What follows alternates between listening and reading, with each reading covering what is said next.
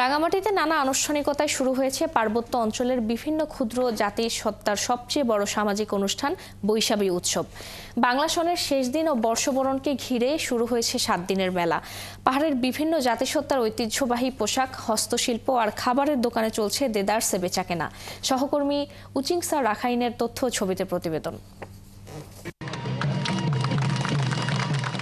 বৈশাখী ঘিরে বাহারি মেলা, মঞ্চনাটক, পিঠা আর খেলাধুলার উৎসবে মেতেছে রাঙামাটি। বৈশুখ, সাংগ্রাই, বিজু, বিহু, বিশু পাহাড়ে ক্ষুদ্র জাতিসত্তার বৈশাখ বরণ উৎসবকে একসঙ্গে বলা হয় বৈশাখী। সেখানে পাহাড়ের বাঙালিরাও সমানভাবে অংশ নেয়। প্রতি বছর চৈত্র সংক্রান্তি ও বাংলা নববর্ষকে ঘিরে বৈশাখী মেলা হয়। রাঙামাটি পার্বত্য জেলা পরিষদের উদ্যোগে রাঙামাটি ক্ষুদ্র নৃগোষ্ঠী সাংস্কৃতিক ইনস্টিটিউট মাঠ প্রাঙ্গণে শুরু হয়েছে এই মেলা।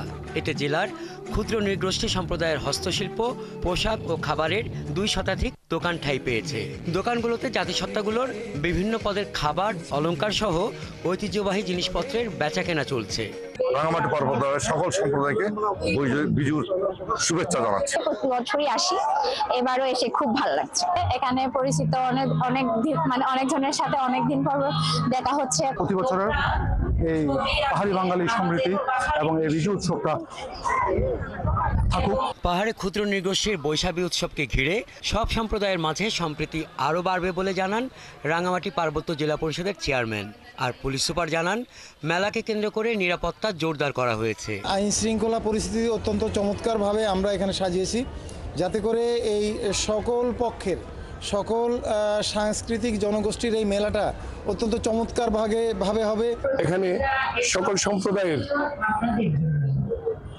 ট্রেডিশনাল সংস্কৃতি, ইতিহাস এগুলো তুলে ধরাই হলো এই মেলার উদ্দেশ্য।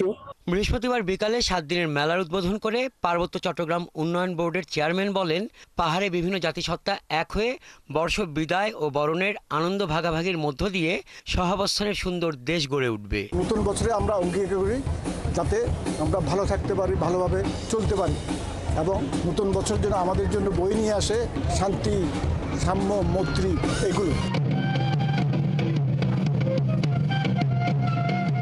বৈশাখী উপলক্ষে জুম স্ট্যাটিক্স কাউন্সিলের আয়োজনে রাঙামাটি শিল্পকলা একাডেমি মিলনায়তনে চলছে 3 দিনের নাট্যোৎসব। হাসান আহমেদ, 71।